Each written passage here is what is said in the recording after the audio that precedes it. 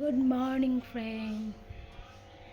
আজকে বাবুর ব্রেকফাস্টে স্যান্ডউইচ।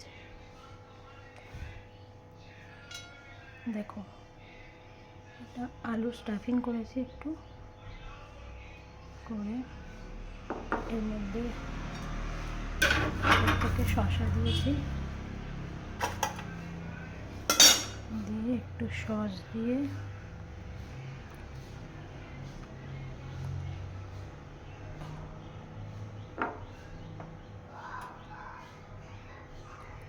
এমনি করে এটাকে জড়িয়ে দিয়ে, এই যে বাড়িতে যে ঘি বানাই আমি, সেই একটুখানি কড়া এমনি করে দিয়ে করে এপিট ওপিট সেঁকে নিতে হবে। তারপর থেকে একটুখানি ঘি দিয়ে এইভাবেই বানিয়ে নিলাম স্যান্ডউইচ আর অ্যাপেল। এটাই আজকে বাবুর ব্রেকফাস্ট। আর একটু কাজু দিয়ে দেবো।